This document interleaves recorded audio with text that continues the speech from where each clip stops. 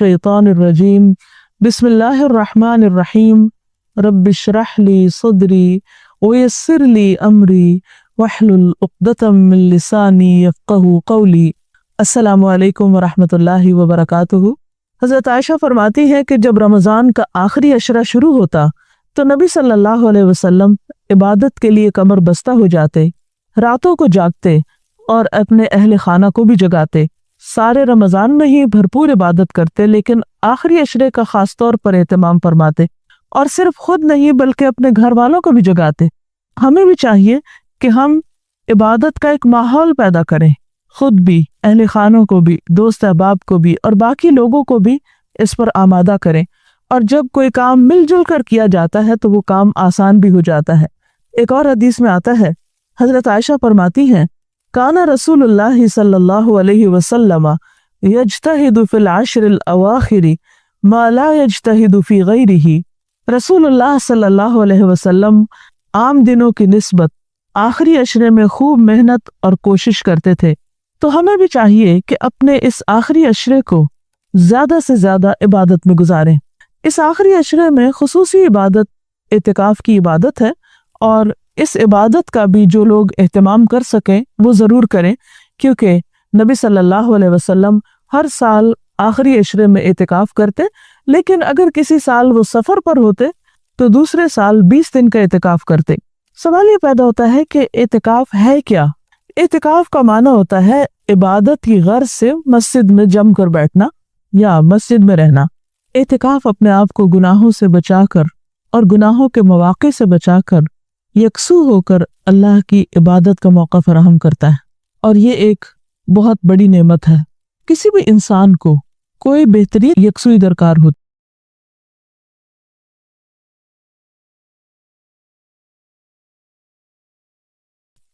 दुनिया के कामों में हो तो अपने बाकी कामों के सिलसिले में स्ट्रेस में रहता है। बाज़ हालात में तो इंसान आराम करते हुए भी आराम नहीं कर पाता, क्योंकि एक के बाद एक मसरूफियत, एक के बाद एक दुनिया का काम उसके सामने रहता है। इस तरह साल के एक महीने में जहाँ उसकी रूहानियत परवरिश पाती है, वहाँ उसको एतिकाफ के जरिए इबादत का मजीद मौका मिल जाता है। किसी भी चीज़ को ग्रो करने के लिए मुनासिब माहौल चाहिए होता है। मसलन एक पौधा अगर आप किसी ऐसी ज़मीन पर लगा दें जो उसके मुआफिक नहीं, तो खा कितना भी बेहतरीन बीज आप वहाँ डालें, कितना भी अच्छा पानी हो वहाँ का, कितनी भी अच्छी सॉइल हो, लेकिन वो वहाँ उस तरह के फल नहीं लाएगा जो वो अपने असल जगह पर ला सकता है, क्योंकि उसका माहौल उसके मुखालिफ है, उसके मिजाज के मुखालिफ है। यही हाल इंसान का है कि इंसान को जब कोई माहौल अपने मिजाज के मुताबिक मिलता है तो उसकी सलाहियतें और ज़्यादा परवान चढ़ती हैं। इंसान अगर अपनी रूहानियत को मजबूत करना चाहता है, अपने ईमान को मजबूत करना चाहता है, नेकियों में आगे बढ़ना चाहता है, तो एतिकाफ उसके लिए एक बेहतरीन मौका है।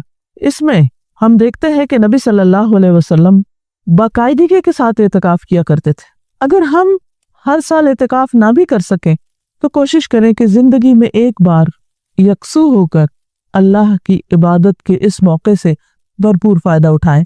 कुरान मजीद में अल्लाह ताला का इरशाद है, वसारिउ इला मग़फ़िरतिम मिन रब्बिकुम व जन्नतिन अर्दुहा समावातु वल अर्द उइद्दत लिल मुत्तक़ीन।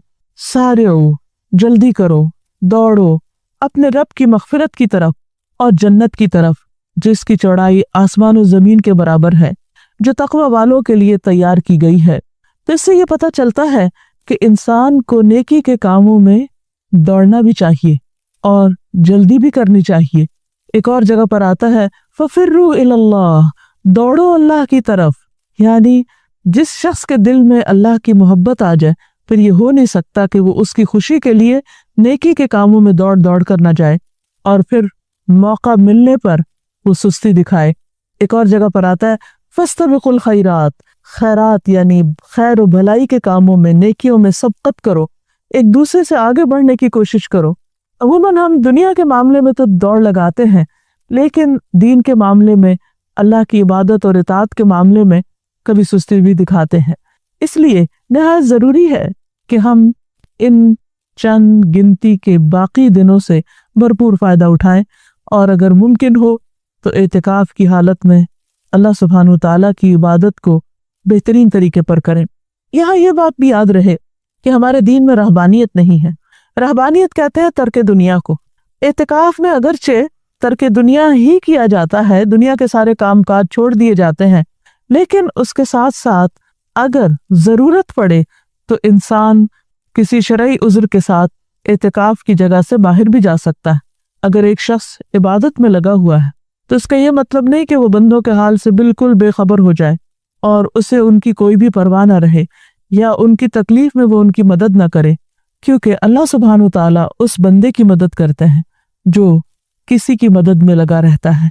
अल्लाह ताला का वादा है कि क़यामत के दिन वो लोगों की, ऐसे बंदों की तकलीफों को दूर कर देगा, क़यामत की तकलीफों में से जो दुनिया में बंदों की तकलीफों को दूर करते हैं। इसलिए इंसान जब इबादत करे तो खूबसूरत तरीके से करे, और अगर बंदों की खिदमत करे तो वो भी खालिसतन अल्लाह की रज़ा के लिए करे, क्योंकि हमारा इम्तिहान ही दरअसल ये है कि हम इस दुनिया में करते क्या हैं। कुरान मजीद में अल्लाह ताला फरमाते हैं, तबारकल्लज़ी बियदिहिल मुल्क व हुवा अला कुल्लि शैइन क़दीर। बहुत बाबरकत है वो ज़ात जिसके हाथ में कायनात की बादशाहत है और वो हर चीज़ पर कुदरत रखता है।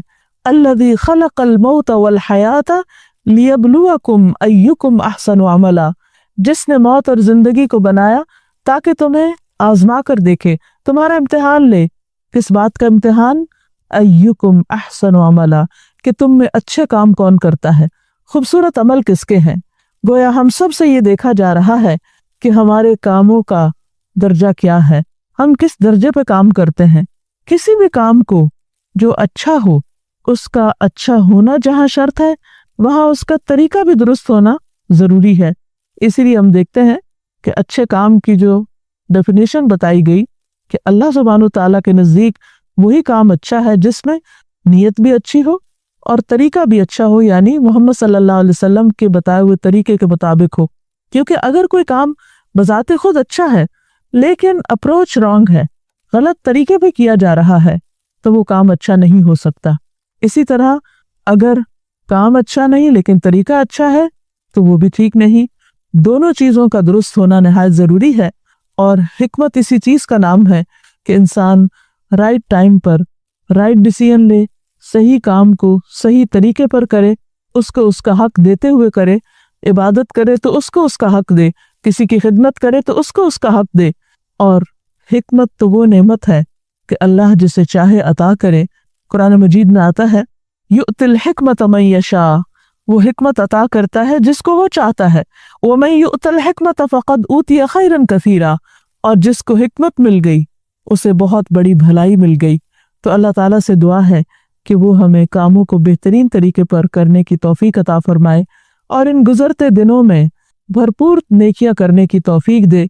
अल्लाह की इबादत और जिक्र के साथ हमारे दिन और रातें आबाद हो जाएं, और अल्लाह ताला इन तमाम चीज़ों को कबूलियत भी अता फरमाए। आखिरी अशरे की एक और ख़ास खुसूसियत ये है कि उसमें एक ऐसी रात है जो 1000 महीनों से ज़्यादा बेहतर है, यानी उस रात का अमल 1000 महीनों की इबादत से ज़्यादा बेहतरीन अमल है। यानी एक शख्स अगर 1000 महीने इबादत करता रहे और दूसरी तरफ उसको अगर ये रात नसीब हो जाए तो उसकी खुशकिस्मती के क्या कहने, क्योंकि इस एक रात में वो जो कुछ करेगा वो उसकी उस सारी इबादत से ज़्यादा अफसल होगा। कुरान मजीद में अल्लाह सुब्हानहू तआला ने एक पूरी सूरत इस रात के बारे में नाजिल फरमाई है, सूरतुल क़द्र। अल्लाह ताला फरमाते हैं, इन्ना अंज़लनाहु फ़ी लैलतिल क़द्र, बेशक हमने इसको यानी कुरान मजीद को लैलतुल क़द्र में उतारा। वमा अदराका मा लैलतुल क़द्र, और तुम क्या जानो कि लैलतुल क़द्र है क्या। लैलतुल क़द्र खैरुम मिन अल्फ़ शहर, लैलतुल क़द्र 1000 महीनों से ज्यादा बेहतर है। गोया इस रात की फजीलत इस बिना पर भी है कि इसमें कुरान मजीद नाजिल किया गया। कुरान मजीद सबसे अजीम हस्ती की तरफ से आया, यानी अल्लाह सुब्हानहू तआला का कलाम सबसे बेहतरीन इंसान यानी मोहम्मद सल्लल्लाहु अलैहि वसल्लम पर नाजिल किया गया। सबसे बेहतरीन महीने रमज़ान में नाजिल किया गया। सबसे बेहतरीन रात यानी लैलतुल क़द्र में नाजिल किया गया कि उस एक रात का अमल 1000 महीनों से ज्यादा बेहतर है। और मजीद ये कि तनज़्ज़लुल मलाइकतु वर्रूहु फ़ीहा, اس میں فرشتے اترتے ہیں، ملائکہ اترتے ہیں، اور روح یعنی جبریل امین اترتے ہیں۔ سلام ہی حتی مطلع الفجر، یہ رات سراسر سلامتی کی رات ہے یہاں تک کہ فجر طلوع ہو جائے۔ اتنی خوبصورت رات، اتنی بہترین رات، اتنی خیر و برکت اور بھلائیوں سے معمور رات، کیا ہم اس کا انتظار نہیں کریں گے؟ کیا ہم اس کو پانے کی کوشش نہیں کریں گے اور اس کے لیے مزید طلب اور تڑپ بڑھائیں گے نہیں؟ خوش قسمت ہے وہ جو اس رات کی بھلائی پا گیا، اور بدقسمت ہے وہ جو اس رات کی خیر سے محروم رہ گیا۔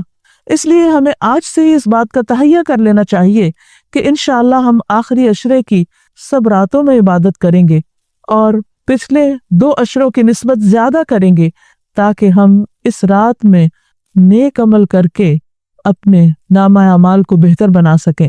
اس رات کی تلاش میں اگر پورا عشرہ بھی عبادت کرنا پڑے تو کوئی مشکل کام نہیں، کوئی گھاٹے کا سودا نہیں، بلکہ نفع ہی نفع ہے، کیونکہ یہ رات جو خیر و برکت کی رات ہے، جس کو مل گئی اس کی خوش قسمتی کا کیا ٹھکانہ۔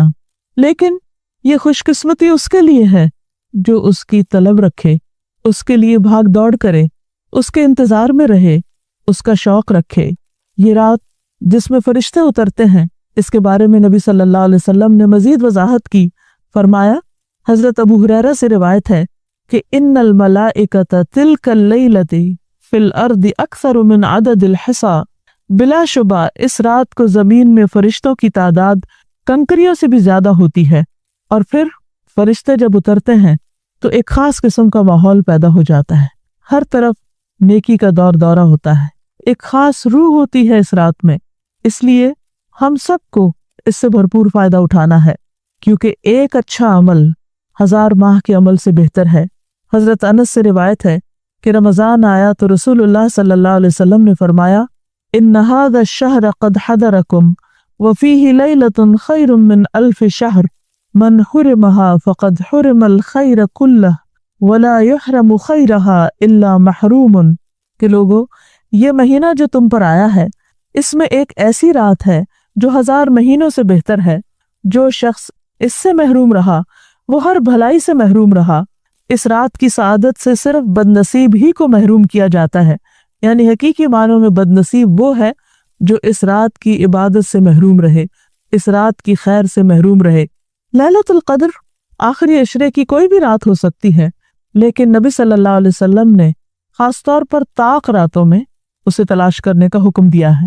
ابن عمر کہتے ہیں کہ رسول اللہ صلی اللہ علیہ وسلم نے فرمایا، التمسوها في العشر الأواخر يعني ليلة القدر فإن ضعف أحدكم أو عجز فلا يغلبن على السبع البواقي۔ صحیح مسلم کی اس روایت کا معنی ہے کہ رمضان کے آخری عشرے میں شب قدر تلاش کرو، پھر اگر تم میں سے کوئی کمزوری دکھائے یا عاجز ہو جائے تو آخری 7 راتوں میں سستی نہ کرے۔ یعنی نبی صلی اللہ علیہ وسلم نے اس کو اور شارٹ لسٹ کر دیا، پہلے 10 راتوں کا بتایا، پھر آخری 7 راتوں کی طرف توجہ دلائی۔ اس رات کا قیام گناہوں کی بخشش کا ذریعہ ہے۔ نبی صلی اللہ علیہ وسلم نے فرمایا، من قام لیلۃ القدر ایمانا واحتسابا غفر له ما تقدم من ذنبه، جس نے لیلۃ القدر میں ایمان اور احتساب یعنی ثواب کی نیت سے قیام کیا، اس کے پچھلے تمام گناہ معاف کر دیے جائیں گے۔ اس سے یہ بات بھی پتہ چلتی ہے کہ اس رات کی سب سے افضل نیکی قیام کرنا ہے، یعنی اللہ تعالیٰ کے حضور کھڑے ہو کر زیادہ سے زیادہ قرآن مجید پڑھنا، یعنی نماز کی حالت میں، یا سننا ہے۔ اسی طرح اس رات میں شور ہنگامے، لڑائی جھگڑے، فضول اور لغو گفتگو سے بھی پرہیز کرنا چاہیے۔ عام طور پر ہوتا یہ ہے کہ جب لوگ مساجد میں اکٹھے ہوتے ہیں یا کچھ گھروں میں اکٹھے ہو کر اجتماعی طور پر قیام اللیل کا اہتمام کرتے ہیں، تو پھر بعض اوقات تھکاوٹ ہونے کی صورت میں چائے کا دور چلتا ہے یا پھر گفتگو شروع ہو جاتی ہے، تو ہو سکتا ہے کہ وہی دعا کی قبولیت کا وقت ہو۔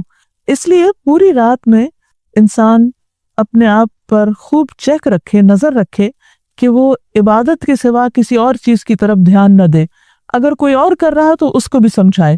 اس سلسلے میں ایک حدیث ہے، عبادہ بن صامت سے مروی ہے کہ نبی صلی اللہ علیہ وسلم ہمیں شب قدر کی خبر دینے کے لیے تشریف لا رہے تھے کہ 2 مسلمان آپس میں جھگڑا کرنے لگے۔ اس پر آپ صلی اللہ علیہ وسلم نے فرمایا، میں آیا تھا کہ تمہیں شب قدر بتا دوں، لیکن فلاں اور فلاں نے آپس میں جھگڑا کر لیا، پس اس کا علم اٹھا لیا گیا اور امید ہے کہ تمہارے حق میں یہی بہتر ہوگا۔ اس حدیث سے ہمیں دو باتیں پتہ چلتی ہیں۔ ایک تو یہ کہ مسلمانوں کا باہم لڑائی جھگڑا فتنہ فساد ان کو بہت سی خیر سے محروم کر دیتا ہے۔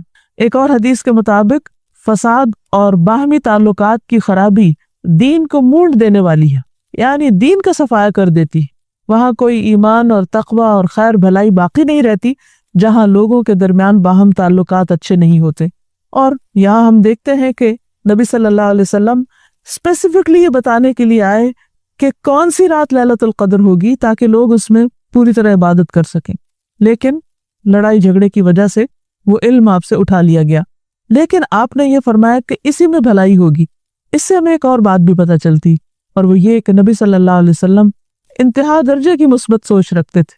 وہ ہر اس موقع پر جہاں کوئی شخص پریشان ہو کر کام چھوڑ سکتا ہے یا ڈپریشن میں جا سکتا ہے، آپ اس موقع پر بھی ہمیشہ یہی بتاتے کہ اس میں بھی بھلائی ہے، اس میں بھی خیر ہے۔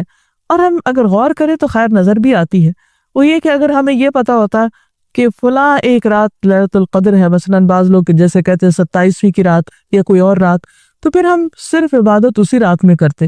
اب چونکہ پتہ نہیں کہ کون سی رات ہے، تو اس ایک رات کو تلاش کرنے کے لیے ہم اور بھی بہت سی راتوں میں عبادت کر لیتے ہیں، جو یقینی طور پر ثواب اور اجر کا کام ہے۔ لیلۃ القدر اگرچہ یہ نہیں پتہ چلتا کہ کون سی رات ہے، لیکن اس کی کچھ علامات ہمیں بتائی گئی ہیں۔ وہ علامات کیا ہیں؟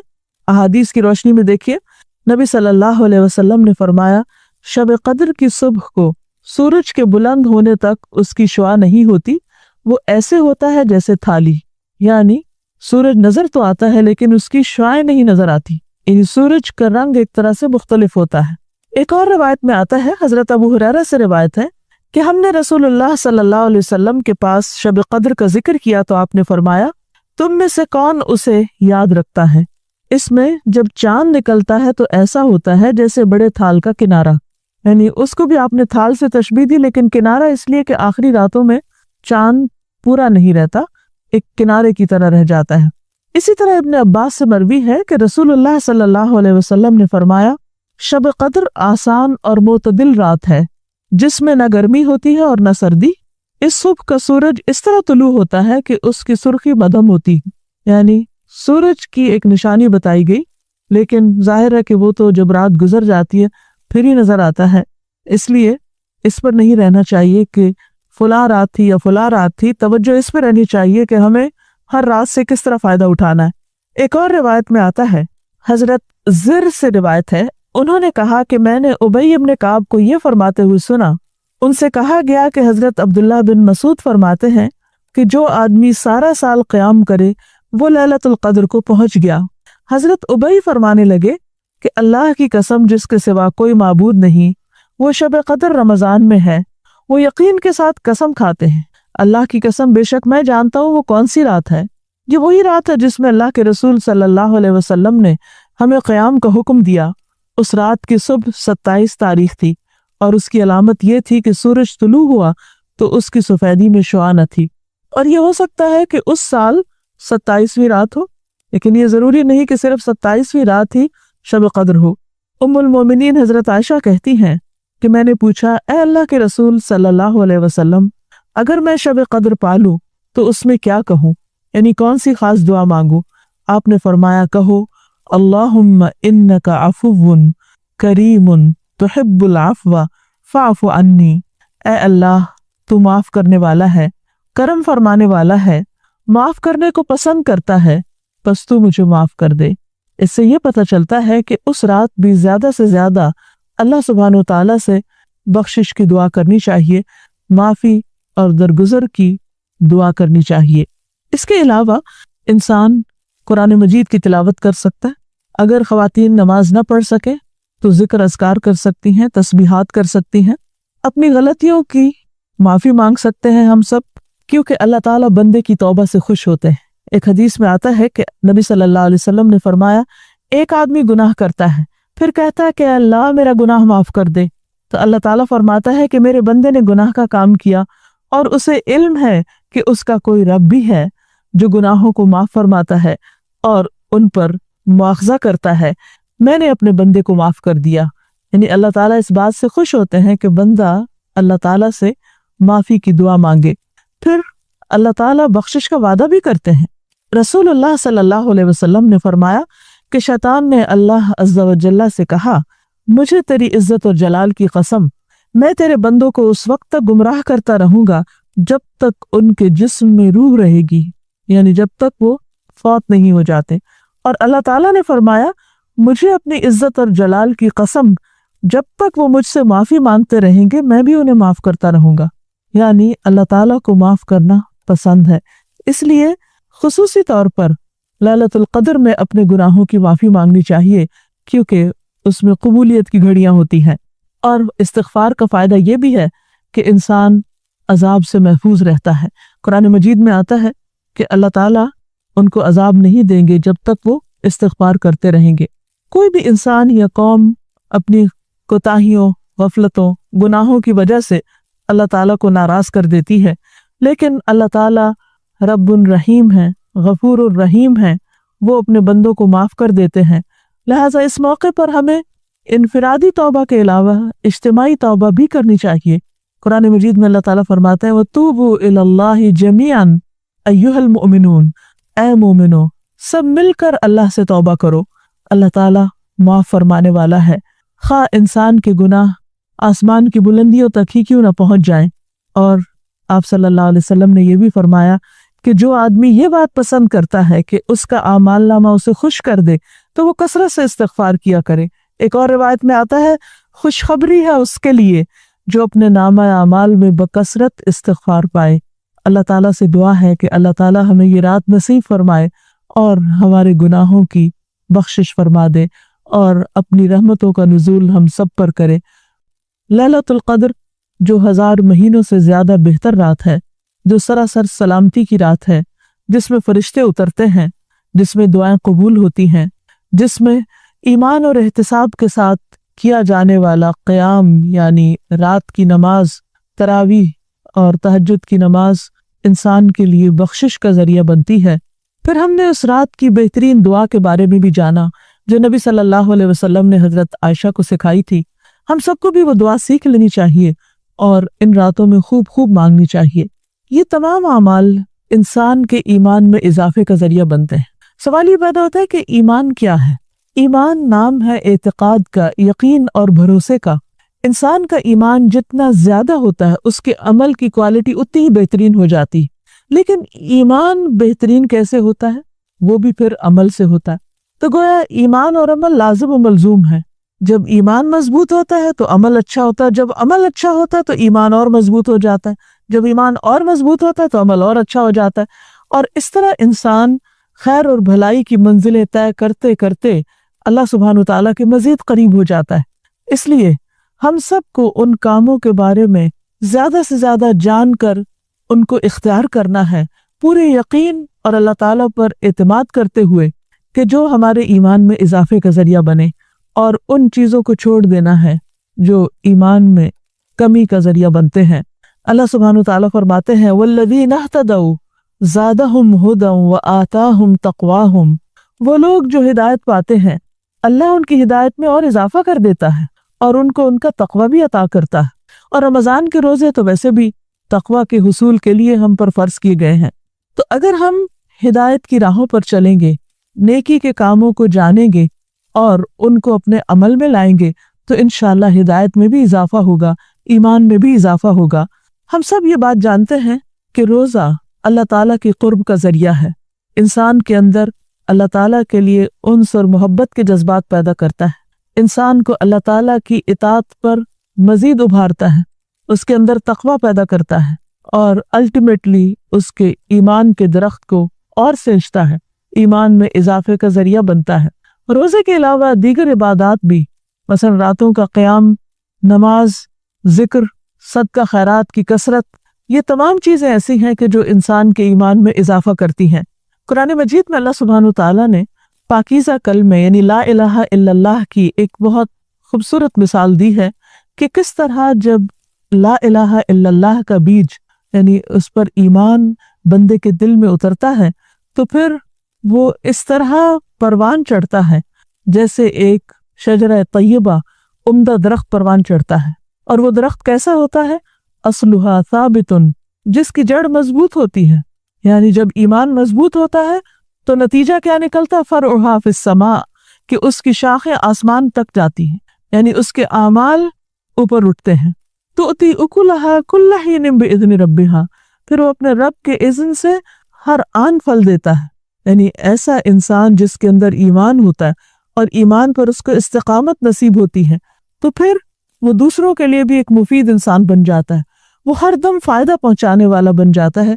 जैसे एक दरख्त अगर उस पर फलों का मौसम ना भी हो तो उससे ऑक्सीजन बनती रहती है, साया बनता है और दीगर भी बहुत से फवायद हासिल होते हैं।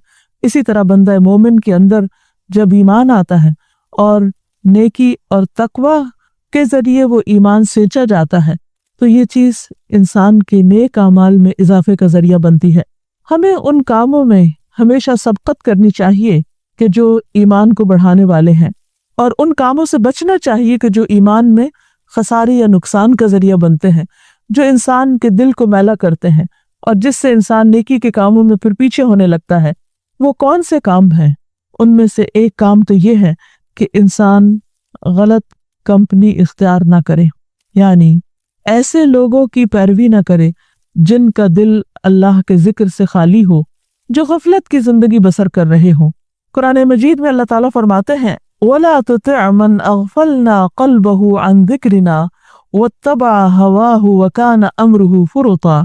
वला तुति', और तुम इताअत न करो, बात न मानो, किसकी? मन अगफलना क़ल्बहु अन ज़िक्रिना, जिसके दिल को हमने अपने जिक्र से गाफिल कर दिया हो।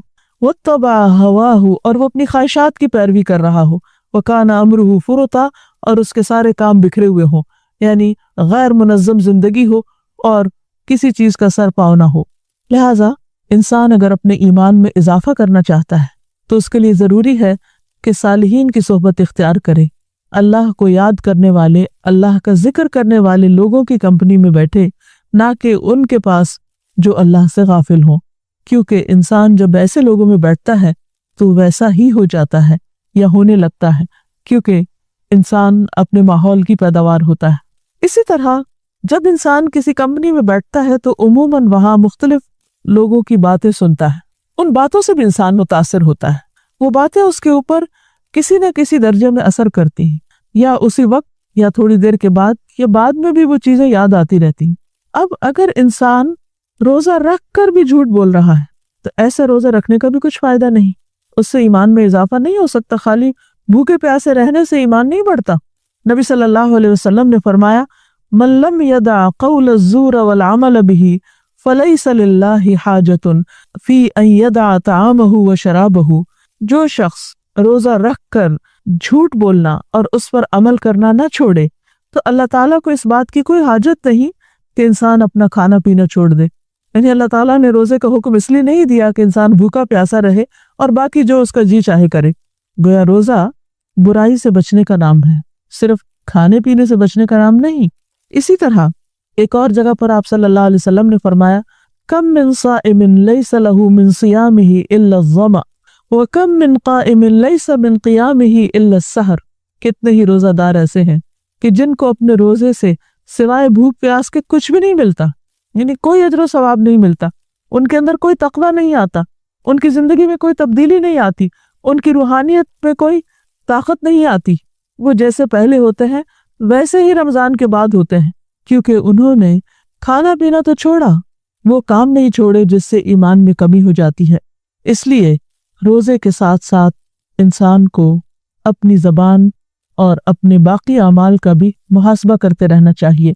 इसी तरह आपने ये भी फरमाया कि कितने ही रातों को जागने वाले ऐसे हैं, क़याम करने वाले, जो वैसे इबादत में खड़े रहते हैं लेकिन उनको रात जागने के अलावा कुछ भी नहीं मिलता, कुछ हासिल नहीं होता, कोई अजर सवाब हासिल नहीं होता। क्यों? इसलिए कि वो या तो दिखावे के लिए करते हैं, या फिर उनकी नमाजों में कोई खुशू खुजू नहीं होता, या वो एक लगे बंधे अंदाज में बस एक रिचुअल के तौर पर उस काम को कर रहे होते हैं, उसमें कोई रूह नहीं होती। तो जैसे रूह के बगैर कोई जिस्म मुर्दा होता है, ऐसे ही जब इबादत के अंदर रूह नहीं होती, इबादत के अंदर अच्छी नीयत नहीं होती, शौक और जज्बा नहीं होता, वो अल्लाह के लिए नहीं की जाती, वो रियाकारी और दिखावे से पाक नहीं होती, तो वो इबादत भी ज्यादा फायदा नहीं देती। इसलिए ہمیں رمضان میں جو بھی کام کریں اس میں اپنی نیتوں کا بھی خوب جائزہ لیتے رہیں۔ اسی طرح جو چیز ایمان میں کمی کرتی ہے وہ غیبت، چغلخوری اور اس قسم کے زبان کے دیگر گناہ ہیں۔ خصوصاً روزے میں ان سے پرہیز بہت زیادہ ضروری ہے، کیونکہ یہ روزے کو بہت نقصان دینے والے ہیں۔ قرآن مجید میں غیبت کو، دوسروں کے پیٹھ پیچھے ان کی باتیں کرنے کو، مردہ بھائی کے گوشت کھانے سے تعبیر کیا گیا ہے۔ اللہ تعالیٰ فرماتے ہیں أَيُحِبُّ أَحَدُكُمْ أَن يَأْكُلَ لَحْمَ أَخِيهِ مَيْتًا فَكَرِهْتُمُوهُ، کیا تم میں سے کوئی شخص یہ چاہے گا، کوئی پسند کرے گا کہ اپنے مردہ بھائی کا گوشت کھائے؟ نہیں، تم اس کو سخت ناپسند کرو گے۔ لیکن زندگی میں کتنی بار ایسا ہوا کہ کسی نے غیبت کی اور اس کو یہ احساس ہوا کہ اس نے مردہ کا گوشت کھایا۔ اگر انسان یہ تصور بھی کر لے غیبت کرتے ہوئے تو وہ فوراً باز آ جائے، کیونکہ مردہ ہو یا زندہ کسی انسان کا گوشت کھانا انسانیت سے نہایت گری ہوئی بات ہے۔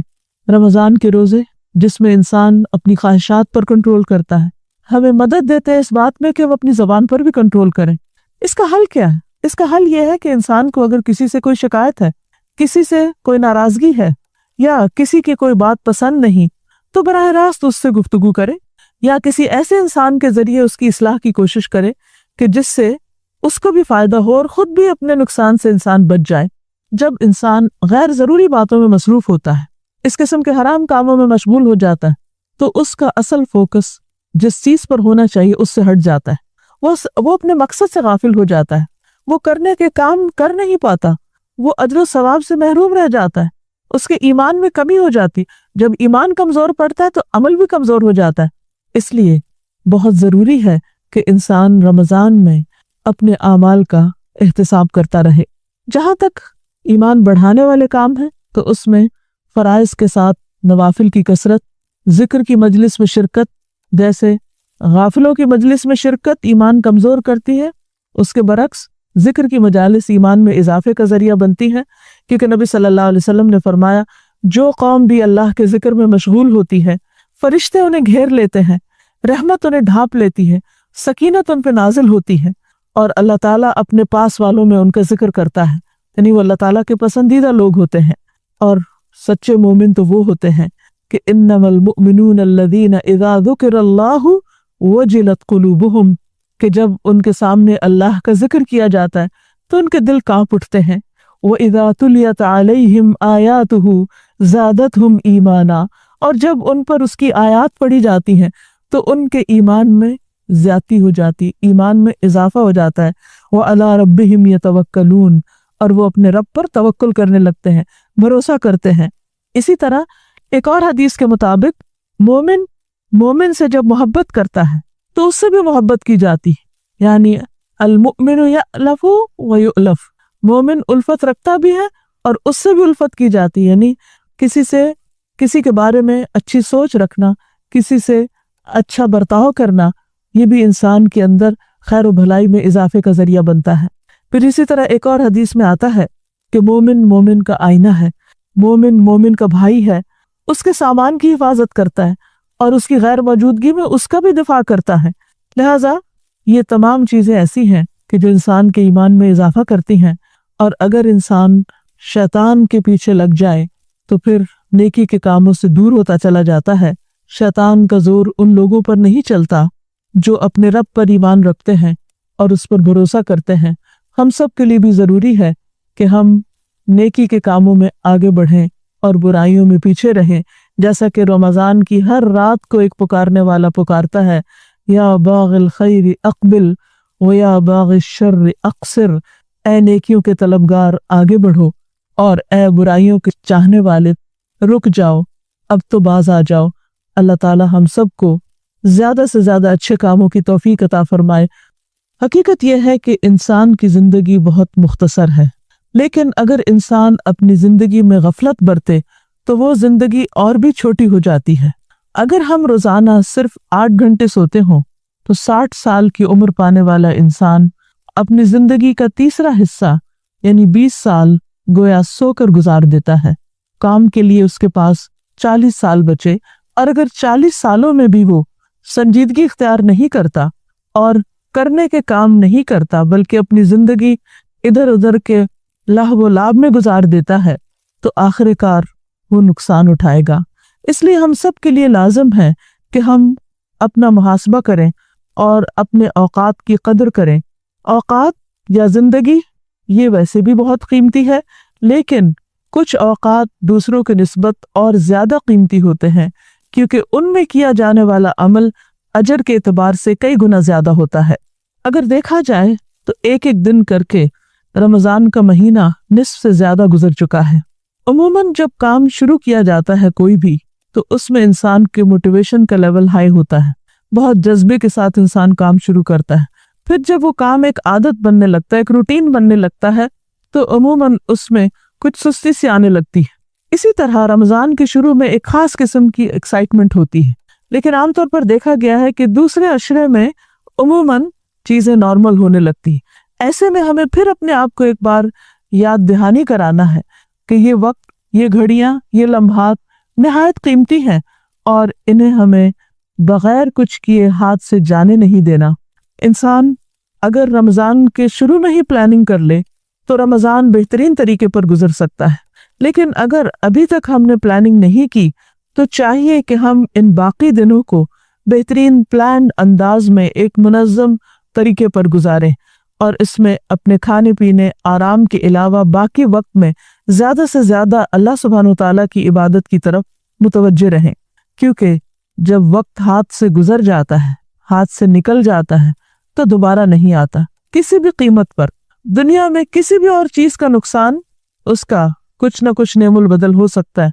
वैसे अगर किसी के पैसे खो जाएं तो दोबारा भी उसको मिल सकते हैं, कोई चीज टूट जाए तो इंसान और खरीद सकता है, कपड़ा फट जाए तो नया ले लेता है, लेकिन अगर वक्त हाथ से निकल जाए तो दोबारा हाथ नहीं आता, चाहे वो इंसान अपनी उम्र भर की पूंजी उस पर लगा दे। इसका कोई मेकअप हो ही नहीं सकता किसी भी तरह। अगर इंसान सोचे कि मैं इस वक्त कुछ नहीं करता, बाद में कुछ कर लूंगा, तो बाद के औकात तो किसी और काम के लिए हैं। आज इस वक्त जो काम करना है वो अभी करना है, आज ही करना है, क्योंकि वो आज ही के लिए हमें मौका दिया गया है। इसलिए हमें खुसूसी तौर पर इस महीने में बहुत ही ज्यादा मोहतात रहना है, बल्कि इस एहतियात से हमें ये सीखना है कि अपनी बाकी जिंदगी को भी किस तरह मुनज़्ज़म करें। कुरान मजीद में अल्लाह ताला फरमाते हैं, वल अस्र इन्नल इंसान लफी खुस्र, कसम है जमाने की, बेशक इंसान खसारे में है, नुकसान में है। यहाँ पर अल्लाह सुब्हानहू तआला जमाने यानी वक्त की कसम खा रहे हैं और इंसान की बात कर रहे हैं कि यकीनन बेशक इसमें कोई शक व शुबा ही नहीं कि इंसान नुकसान उठा रहा है, क्योंकि एक इंसान जब पैदा होता है तो उसी लम्हे दुनिया में आते ही उसकी जिंदगी का काउंट डाउन शुरू हो जाता है। और हम आमतौर पर खुश होते हैं कि एक बच्चा अब एक दिन का हो गया है, एक हफ्ते का हो गया, एक महीने का हो गया, साल का हो गया, और फिर खुशी से उसका जिक्र भी करते हैं। लेकिन अगर थोड़ा सा गौर किया जाए तो हर आने वाला दिन उसकी जिंदगी को घटा रहा है। जो उसके साल है जिंदगी के, उनमें से एक एक दिन करके, एक एक महीना, एक एक साल खत्म होता चला जा रहा है और यूं इंसान अपनी मौत के किनारे पहुंच जाता है। अगर हम अपने वक्त को एक सरमाए से ताबीर करें, मसलन हर दिन में 24 घंटे हमें जो मिलते हैं, हर घंटे की अगर हम एक कीमत लगा लें, दुनिया की वैसे कोई भी चीज कीमत हो नहीं सकती उस वक्त की, लेकिन अंदाजन मसलन अगर हम एक घंटे के 1 लाख रुपए लगा लें तो हर घंटा खत्म होने पर 1 लाख रुपया जाया होता चला जाता है, कम होता चला जाता है, और एंड ऑफ द डे हमारे बैलेंस में 0 रह जाता है। अगले दिन फिर एक नया दिन मिलता है और फिर इसी तरह अगर हम उसको इस्तेमाल नहीं करते तो आखिर में कुछ भी हमारे पास नहीं बचता। इस वक्त को, इस सरमाए को इस्तेमाल करने की बेहतरीन शक्ल यही है कि हम ज्यादा से ज्यादा अच्छे काम करें। इसीलिए अल्लाह सुब्हानहू तआला ने फरमाया कि इन्नल इंसान लफी खुस्र, यकीनन इंसान खसारे में है, इल्लल लज़ीना, हाँ इस खसारे से निकल सकते हैं कौन, मगर वो लोग आमनु जो ईमान लाए, व अमिलुस सालिहाती और उन्होंने अच्छे काम किए, व तवासौ बिल हक, सिर्फ खुद ही अच्छे काम नहीं किए, एक दूसरे को भी अच्छे कामों की तलकीन की, हक की तलकीन की, व तवासौ बिस सब्र और एक दूसरे को सब्र की तलकीन की, क्योंकि जिंदगी का ये सफर एक मुश्किल सफर है और इसमें इंसान बारहा हिम्मत हार बैठता है। तो ज़रूरी है कि हम खुद भी अच्छे काम करें, दूसरों को भी तलकीन करें, और अगर रास्ते में कोई रुकावट आए तो एक दूसरे की हिम्मत बंधाते रहें। और ये कि ख़ास तौर पर रमज़ान के महीने में हमें अपने औकात को और भी ज़्यादा समझदारी के साथ गुजारना है ताकि हम मैक्सिमम फ़ायदा उठा सकें। एक हदीस में आप सल्लल्लाहु अलैहि वसल्लम फरमाते हैं कि दो नेमतें ऐसी हैं जिनके बारे में लोग आमतौर पर धोखे में हैं, और वो क्या है? सेहत और फरागत। इंसान के पास जब सेहत होती है, ताकत होती है, जवानी होती है, तो उमूमन वो उसकी कदर नहीं करता। वो समझता है कि शायद ये हमेशा मेरे पास बाकी रहेगी। लेकिन हमने आमतौर पर देखा है, हम सबका तजुर्बा और मुशाहिदा है कि हमेशा इंसान सेहतमंद नहीं रहता, हमेशा जवान नहीं रहता, और हमेशा इंसान के पास फरागत नहीं होती। हमें नहीं मालूम कल का दिन हमारे लिए क्या समेटे हुए आए, उसके अंदर खैर भलाई है या इसके अलावा कुछ और। इसलिए हमें आज के इस दिन और इस दिन के भी इस वक्त से फ़ायदा उठाना है। और उसका तरीका क्या है कि हम हर लम्हा अपना जायज़ा लेते रहें कि हम अपने इस वक्त को किस तरह गुजार रहे हैं, किस काम में गुजार रहे हैं, क्या हम इससे बेहतर कोई काम कर सकते हैं। और अगर चॉइस हो तो कमतर दर्जे के काम को छोड़कर ज़्यादा बेहतर काम की तरफ चले जाना चाहिए ताकि इंसान अपनी ज़िंदगी को ज़ाया करने से बचा सके। बाज़ रिवायात में आता है कि इमाम सुफियान सौरी एक मर्तबा हरम में बैठकर लोगों के साथ बातचीत कर रहे थे कि इतने में अचानक घबरा कर उठे और कहने लगे कि हम यहाँ बातें कर रहे हैं और दिन अपना काम कर रहा है, यानी वक्त गुजरता चला जा रहा है, और क्या हम यहाँ पर बैठकर यूं ही बातचीत करते रहेंगे? हालांकि वो हरम में बैठे हुए थे, अल्लाह के घर के पास बैठे हुए थे, लेकिन इसके बावजूद वहां बैठकर भी उन्होंने ये महसूस किया कि उनका वो वक्त कुछ ज्यादा मुफीद काम में नहीं गुजर रहा। बाज़-औक़ात हम अपने आप को ये तसल्ली देते हैं कि हम बातें ही तो कर रहे हैं, हम दूसरे को कंपनी दे रहे हैं, और हम कौन सा गलत बात कर रहे हैं। लेकिन हकीकत यह है कि अगर इंसान गलत बात ना भी करे तो भी उस वक्त इंसान को ये देखना चाहिए कि इससे बेहतर काम क्या हो सकता है, और बेहतर से बेहतरीन की तरफ जाने की कोशिश करते रहना चाहिए। क्योंकि जब हमारे पास माल होता है या कोई सरमाया होता है और हमें इन्वेस्टमेंट का, तिजारत का मौका मिलता है, तो हम कभी ये नहीं सोचते कि ठीक है पैसा है रखा रहे, अब इसी पैसे को इस्तेमाल कर लेंगे। हमेशा ये सोचते हैं कि बेहतर काम में लगाया जाए, और अगर हमारे पास चॉइस हो तो हम कम दर्जे के मुनाफे की बनिस्बत ज्यादा मुनाफे वाले काम में अपने माल को लगाएंगे। अगर हम अपने माल के बारे में फिक्रमंद होते हैं और माल को बेहतरीन जगह पर लगाना चाहते हैं, तो क्या हम अपने वक्त को, जो माल से भी ज्यादा कीमती है, ज्यादा बेहतर जगह पर न लगाएं? इंसान जब अल्लाह सुब्हानहू तआला के हुजूर हाजिर होगा तो अल्लाह ताला उससे 4 बातों के बारे में जरूर पूछेंगे। हदीस में आता है कि इंसान के कदम वहां से हिल ना सकेंगे, टल ना सकेंगे जब तक वो 4 बातों का जवाब न दे दे। उनमें एक तो उसके माल के बारे में कि उसने कहाँ से कमाया, कहाँ खर्च किया, फिर उसके इल्म के बारे में कि इल्म जो हासिल किया उस पर अमल कितना किया, और अपने जिस्म को किन कामों में घुलाया, और फिर खास तौर पर अन उमरिही फीमा अफनाहु, उसकी उम्र के बारे में कि उसने उम्र को किस काम में फना किया, जिस्म को कहाँ पुराना किया और उम्र को कहाँ लगाया। यानी उसकी जिंदगी की अहम तरीन चीजें जो हैं उनके बारे में उससे सवाल किया जाएगा। एक और रिवायत में खास तौर पर जवानी का जिक्र आता है कि जवानी को कहाँ लगाया। अमूमन हम ये सोचते हैं कि अभी तो हम जवान हैं, अभी तो हमारे ऐशो इशरत के दिन है, जब बुढ़ापा होगा तो फिर देखेंगे, फिर हम कुछ इबादत कर लेंगे, हज करने को चले जाएंगे और हमारे यूं गुनाह माफ हो जाएंगे। लेकिन जवानी का वक्त जो है इसको हम अपनी ख्वाहिशात की तकमील में गुजारते हैं। लेकिन ये अक्लमंदी की बात नहीं। अक्लमंद वो है जो अपना सफर जल्द शुरू कर दे। हम सब आखिरत के मुसाफिर हैं, हमारी मंजिल आखिरत है, और वहां हमें अपने रब के सामने जाकर खड़े होना है, और हमें अपनी सलाहियतों का, अपने औकात का, और जो भी नेमतें हमें मिली हैं उनके बारे में हिसाब देना है। इसलिए अक्लमंदी का तकाजा ये है कि हम अपने औकात को सोच समझ कर इस्तेमाल करें। हकीकत यह है कि जो शख्स अल्लाह ताला को पहचान लेता है, जिसका ताल्लुक अल्लाह ताला से मजबूत हो जाता है, जो शख्स अपने आप को पहचान लेता है, अपनी जिंदगी की कदर करना जानता है, वो यकीनी तौर पर इस मुख्तसर सी जिंदगी में ज्यादा से ज्यादा बेहतर काम करना चाहता है। اب سوال یہ پیدا ہوتا ہے کہ ہم اپنے اوقات کی منصوبہ بندی کس طرح کریں کہ جس سے ہمارا دن بہترین اور پروڈکٹیو ہو۔ اس سلسلے میں اللہ سبحانہ وتعالیٰ نے نمازوں کو وقت کی پابندی کے ساتھ فرض کر کے ہم پر بہت بڑا احسان کیا ہے۔ قرآن مجید میں اللہ تعالیٰ فرماتے ہیں ان الصلاۃ کانت علی المؤمنین کتابا موقوتا، کہ بے شک نماز مومنوں پر وقت کی پابندی کے ساتھ فرض کی گئی ہے۔ جب ہم نمازوں کے اوقات کو ایک طرح سے مقرر کر لیتے ہیں تو باقی کاموں کو ان نمازوں کے بیچ کے وقفے میں ڈال کر اپنے دن بھر کا ٹائم ٹیبل بنا سکتے ہیں۔ مثلاً صبح کا وقت سورج نکلنے تک کا فجر کی نماز سے لے کر عبادت کا وقت ہو سکتا ہے، جس میں انسان نماز کے علاوہ تلاوت قرآن، ذکر، اذکار کرے۔ پھر اس کے بعد جب سورج نکل آئے اور اشراق کا وقت ہو تو اس وقت نوافل ادا کرے، پھر اپنے دن کے کام کاج میں لگ جائے۔ جو بھی کسی کا کام ہے، کوئی جاب کرتا ہے یا کوئی طالب علم ہے یا کوئی تاجر ہے یا مزدور ہے، خواتین ہیں، گھر کے کام کاج ہیں، تو ظہر تک کا وقت بھرپور طریقے سے خوب جان مار کر انسان کو اپنے کام میں لگانا چاہیے۔ ظہر کی نماز سے لے کر پھر عصر کی نماز تک کا وقت دوبارہ اپنے کام پہ انسان لوٹ سکتا ہے۔ عصر سے مغرب تک کا وقت حقوق العباد کی ادائیگی کے لیے لگایا جا سکتا ہے۔ پھر اسی طرح مغرب سے عشاء اور پھر عشاء سے صبح تک کے وقت کی بھی انسان اپنے احوال کے مطابق، اپنے حالات کے مطابق اس کی پلاننگ کر سکتا ہے۔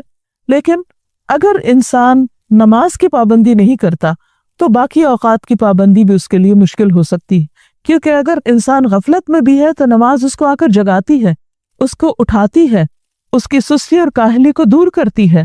اس کو وضو کرنے کے بعد جب انسان اللہ کے حضور حاضر ہوتا ہے تو اس کے اندر ایک چستی پیدا کر دیتی ہے۔ نیک لوگ تو صرف دن نہیں، اپنی راتوں کو بھی اللہ کے ذکر سے آباد کرتے تھے۔ اس میں ہمیں ایک بزرگ کے بارے میں ملتا ہے کہ وہ اپنی رات کا ایک بڑا حصہ نماز میں گزارتے، تو کسی نے ان کو مشورہ دیا کہ آپ آرام کیا کریں، تو انہوں نے کہا کہ آرام ہی کے لیے تو یہ سب کچھ کر رہا ہوں، یعنی اگر آج دنیا میں محنت کروں گا، اگر دنیا میں اللہ کی عبادت کروں گا تو کل آخرت کی ہمیشہ ہمیشہ کی زندگی میں راحت و آرام پاؤں گا۔ لیکن اگر آج دنیا میں ہم اپنے وقت کو ضائع کر دیتے ہیں تو پھر یہ ممکن نہیں کہ کل انسان راحت پا سکے، کیونکہ آج جو بوئیں گے وہی کل کاٹیں گے۔ یہ نہیں ہو سکتا کہ ہم خود کچھ نہ کریں، سستی اور کاہلی میں وقت گزار دیں، یا اللہ بیکار فضول قسم کی باتوں اور مشاغل میں اپنے وقت کو گزار دیں، اور پھر کل جب قیامت کے دن اللہ رب العزت کے سامنے کھڑے ہوں اور وہ ہم سے پوچھے کہ عمر کس کام میں لگائی، تو ہمارے پاس کوئی جواب نہ ہو۔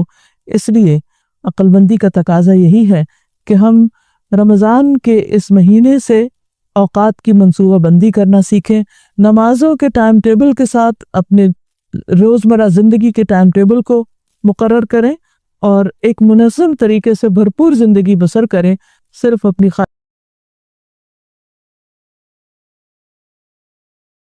خواہشات آرزوؤں پر ہی نہ میں ڈال ہماری مدد فرمائے۔ دعوانا ان الحمدللہ رب العالمین۔ السلام علیکم ورحمۃ اللہ وبرکاتہ۔ ڈاکٹر فرحت ہاشمی صاحبہ کے مستند بیانات سننے کے لیے ہمارے چینل قرآنک پلس کو سبسکرائب کریں۔ یہاں قرآن و حدیث کی روشنی میں حقیقی رہنمائی اور روحانی ترقی کے خزانے ملیں گے۔ ابھی جڑیں اور دین کو گہرائی سے سمجھیں۔ ڈاکٹر فرحت ہاشمی صاحبہ کے مستند بیانات سننے کے لیے ہمارے چینل قرآنک پلس کو سبسکرائب کریں۔ یہاں قرآن و حدیث کی روشنی میں حقیقی رہنمائی اور روحانی ترقی کے خزانے ملیں گے۔ ابھی جڑیں اور دین کو گہرائی سے سمجھیں۔ نحمدہ ونصلی علی رسولہ الکریم، اما بعد، فاعوذ باللہ من الشیطان الرجیم، بسم اللہ الرحمن الرحیم، رب اشرح لی صدری ویسر لی امری واحلل عقدۃ من لسانی یفقہوا قولی۔ السلام علیکم ورحمۃ اللہ وبرکاتہ۔ حضرت عائشہ فرماتی ہے کہ جب رمضان کا آخری عشرہ شروع ہوتا تو نبی صلی اللہ علیہ وسلم عبادت کے لیے کمر بستہ ہو جاتے، راتوں کو جاگتے اور اپنے اہل خانہ کو بھی جگاتے۔ سارے رمضان میں ہی بھرپور عبادت کرتے، لیکن آخری عشرے کا خاص طور پر اہتمام فرماتے، اور صرف خود نہیں بلکہ اپنے گھر والوں کو بھی جگاتے۔ ہمیں بھی چاہیے کہ ہم عبادت کا ایک ماحول پیدا کریں، خود بھی، اہل خانوں کو بھی، دوست احباب کو بھی، اور باقی لوگوں کو بھی اس پر آمادہ کریں، اور جب کوئی کام مل جل کر کیا جاتا ہے تو وہ کام آسان بھی ہو جاتا ہے۔ ایک اور حدیث میں آتا ہے، حضرت عائشہ فرماتی ہیں، کانا رسول اللہ صلی اللہ علیہ وسلم یجتہد فی العشر الاواخر ما لا یجتہد فی غیرہ۔ رسول اللہ صلی اللہ علیہ وسلم عام دنوں کی نسبت آخری عشرے میں خوب محنت اور کوشش کرتے تھے، تو ہمیں بھی چاہیے کہ اپنے اس آخری عشرے کو زیادہ سے زیادہ عبادت میں گزاریں۔ اس آخری عشرے میں خصوصی عبادت اعتکاف کی عبادت ہے، اور اس عبادت کا بھی جو لوگ اہتمام کر سکیں وہ ضرور کریں، کیونکہ نبی صلی اللہ علیہ وسلم ہر سال آخری عشرے میں اعتکاف کرتے، لیکن اگر کسی سال وہ سفر پر ہوتے تو دوسرے سال 20 دن کا اعتکاف کرتے۔ سوال یہ پیدا ہوتا ہے کہ اعتکاف ہے کیا؟ اعتکاف کا معنی ہوتا ہے عبادت کی غرض سے مسجد میں جم کر بیٹھنا یا مسجد میں رہنا۔ اعتکاف اپنے آپ کو گناہوں سے بچا کر اور گناہوں کے مواقع سے بچا کر یکسو ہو کر اللہ کی عبادت کا موقع فراہم کرتا ہے، اور یہ ایک بہت بڑی نعمت ہے۔ کسی بھی انسان کو کوئی بہترین کام کرنے کے لیے یکسوئی درکار ہوتی، کنسنٹریشن درکار ہوتی۔ جب ہم دنیا کے کاموں میں ہوتے ہیں تو عموماً یکسوئی میسر نہیں آتی۔ تنہائی میں بھی بعض اوقات انسان اپنے باقی کاموں کے سلسلے میں سٹریس میں رہتا ہے۔ بعض حالات میں تو انسان آرام کرتے ہوئے بھی آرام نہیں کر پاتا، کیونکہ ایک کے بعد ایک مصروفیت، ایک کے بعد ایک دنیا کا کام اس کے سامنے رہتا ہے۔ اس طرح سال کے ایک مہینے میں جہاں اس کی روحانیت پرورش پاتی ہے، وہاں اس کو اعتکاف کے ذریعے عبادت کا مزید موقع مل جاتا ہے۔ کسی بھی چیز کو گرو کرنے کے لیے مناسب ماحول چاہیے ہوتا ہے۔ مثلاً ایک پودا اگر آپ کسی ایسی زمین پر لگا دیں جو اس کے موافق نہیں، تو خواہ کتنا بھی بہترین بیج آپ وہاں ڈالیں، کتنا بھی اچھا پانی ہو وہاں کا، کتنی بھی اچھی سوائل ہو، لیکن وہ وہاں اس طرح کے پھل نہیں لائے گا جو وہ اپنے اصل جگہ پر لا سکتا ہے، کیونکہ اس کا ماحول اس کے مخالف ہے، اس کے مزاج کے مخالف ہے۔ یہی حال انسان کا ہے کہ انسان کو جب کوئی ماحول اپنے مزاج کے مطابق ملتا ہے تو اس کی صلاحیتیں اور زیادہ پروان چڑھتی ہیں۔ انسان اگر اپنی روحانیت کو مضبوط کرنا چاہتا ہے، اپنے ایمان کو مضبوط کرنا چاہتا ہے، نیکیوں میں آگے بڑھنا چاہتا ہے، تو اعتکاف اس کے لیے ایک بہترین موقع ہے۔ اس میں ہم دیکھتے ہیں کہ نبی صلی اللہ علیہ وسلم باقاعدگی کے ساتھ اعتکاف کیا کرتے تھے۔ اگر ہم ہر سال اعتکاف نہ بھی کر سکیں تو کوشش کریں کہ زندگی میں ایک بار یکسو ہو کر اللہ کی عبادت کے اس موقع سے بھرپور فائدہ اٹھائیں۔ قرآن مجید میں اللہ تعالیٰ کا ارشاد ہے، وَسَارِعُوا إِلَى مَغْفِرَةٍ مِّن رَبِّكُمْ وَجَنَّةٍ عَرْضُهَا السَّمَاوَاتُ وَالْأَرْضُ أُعِدَّتْ لِلْمُتَّقِينَ۔ سارعوا، جلدی کرو، دوڑو اپنے رب کی مغفرت کی طرف اور جنت کی طرف جس کی چوڑائی آسمان و زمین کے برابر ہے، جو تقوی والوں کے لیے تیار کی گئی ہے۔ تو اس سے یہ پتہ چلتا ہے کہ انسان کو نیکی کے کاموں میں دوڑنا بھی چاہیے اور جلدی بھی کرنی چاہیے۔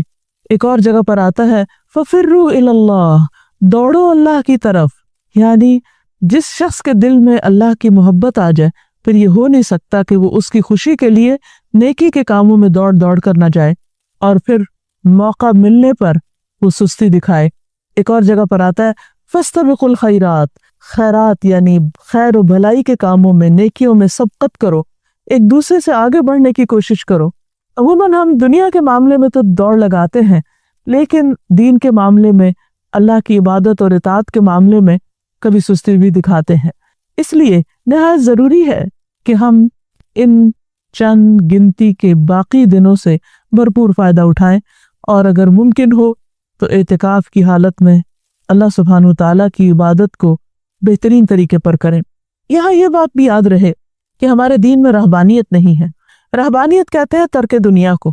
اعتکاف میں اگرچہ ترک دنیا ہی کیا جاتا ہے، دنیا کے سارے کام کاج چھوڑ دیے جاتے ہیں، لیکن اس کے ساتھ ساتھ اگر ضرورت پڑے تو انسان کسی شرعی عذر کے ساتھ اعتکاف کی جگہ سے باہر بھی جا سکتا ہے۔ اگر ایک شخص عبادت میں لگا ہوا ہے تو اس کا یہ مطلب نہیں کہ وہ بندوں کے حال سے بالکل بے خبر ہو جائے اور اسے ان کی کوئی بھی پرواہ نہ رہے یا ان کی تکلیف میں وہ ان کی مدد نہ کرے، کیونکہ اللہ سبحانہ وتعالیٰ اس بندے کی مدد کرتے ہیں جو کسی کی مدد میں لگا رہتا ہے۔ اللہ تعالیٰ کا وعدہ ہے کہ قیامت کے دن وہ لوگوں کی، ایسے بندوں کی تکلیفوں کو دور کر دے گا، क़यामत की तकलीफ़ों में से जो दुनिया में बंदों की तकलीफ़ों को दूर करते हैं। इसलिए इंसान जब इबादत करे तो खूबसूरत तरीके से करे, और अगर बंदों की खिदमत करे तो वो भी खालिसतन अल्लाह की रज़ा के लिए करे, क्योंकि हमारा इम्तिहान ही दरअसल ये है कि हम इस दुनिया में करते क्या हैं। कुरान मजीद में अल्लाह ताला फरमाते हैं, तबारकल्लज़ी बियदिहिल मुल्क व हुवा अला कुल्लि शैइन क़दीर। बहुत बाबरकत है वो ज़ात जिसके हाथ में कायनात की बादशाहत है और वो हर चीज़ पर कुदरत रखता है। अल्लज़ी खलक़ल मौत वल हयात लियब्लुवकुम अय्युकुम अहसनु अमला। जिसने मौत और जिंदगी को बनाया ताकि तुम्हें आजमा कर देखे, तुम्हारा इम्तिहान ले। किस बात का इम्तिहान? अय्युकुम अहसनु अमला, कि तुम में अच्छे काम कौन करता है, खूबसूरत अमल किसके हैं। गोया हम सब से ये देखा जा रहा है कि हमारे कामों का दर्जा क्या है, हम किस दर्जे पे काम करते हैं। किसी भी काम को जो अच्छा हो, उसका अच्छा होना जहाँ शर्त है, वहाँ उसका तरीका भी दुरुस्त होना ज़रूरी है। इसीलिए हम देखते हैं कि अच्छे काम की जो डेफिनेशन बताई गई कि अल्लाह सुब्हानहू ताला के नज़दीक वही काम अच्छा है जिसमें नीयत भी अच्छी हो और तरीका भी अच्छा हो, यानी मोहम्मद सल्लल्लाहु अलैहि वसल्लम के बताए हुए तरीके के मुताबिक हो। क्योंकि अगर कोई काम बजाते खुद अच्छा है लेकिन अप्रोच रॉन्ग है, गलत तरीके पे किया जा रहा है, तो वो काम अच्छा नहीं हो सकता। इसी तरह अगर काम अच्छा नहीं लेकिन तरीका अच्छा है तो वो भी ठीक नहीं। दोनों चीज़ों का दुरुस्त होना नहायत ज़रूरी है, और हिकमत इसी चीज़ का नाम है कि इंसान राइट टाइम पर राइट डिसीजन ले, सही काम को सही तरीके पर करे, उसको उसका हक देते हुए करे। इबादत करे तो उसको उसका हक दे, किसी की खिदमत करे तो उसको उसका हक दे। और हिकमत तो वो नेमत है कि अल्लाह जिसे चाहे अता करे। कुरान मजीद में आता है,